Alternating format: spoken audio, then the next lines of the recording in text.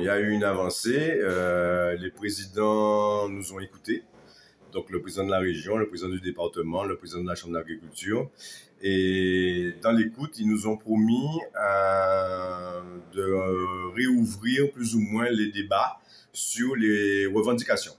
Donc ça, c'est déjà une première chose. Dans la deuxième chose, c'est que nous leur demandons très clairement de voir le préfet et de voir Gardel pour que la richesse soit partagée.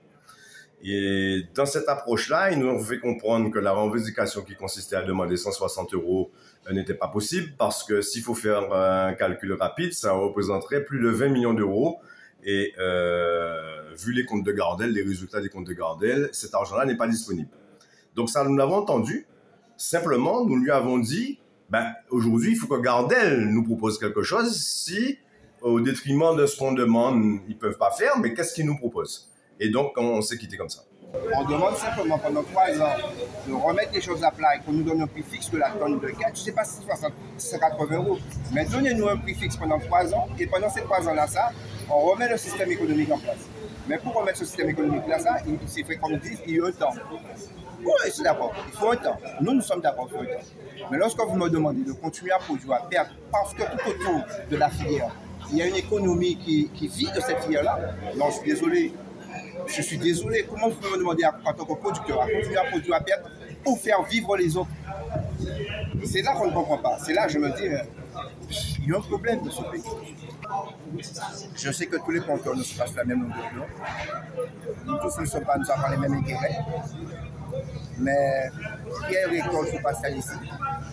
Je sais que l'année prochaine, il y aura plein de surface de qualité. Et puis, on le passe.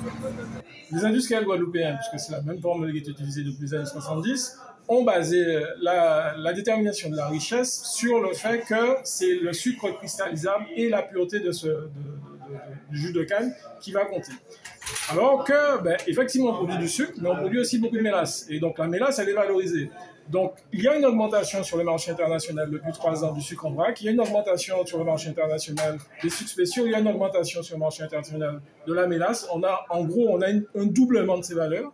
Et il est normal que les producteurs de canne demandent à ce que leur canne soit payée à leur juste valeur, c'est-à-dire pas avec le calcul de richesse, qui est vraisemblablement une méthode de calcul injuste et qui, dans son application, ne permet pas de s'assurer de la valeur effective de la canne, puisque le matériel est obsolète, puisque le protocole n'est plus adapté aux conditions de fonctionnement. Comme j'ai évoqué pendant la réunion, les échantillonnages ne permettent pas d'être statistiquement significatifs, parce que le mode de calcul fait que, effectivement, on va favoriser un type de canne, alors même que ce type de canne, c'est-à-dire le type de canne qui était planté dans les années 70, n'est plus du tout sur le marché.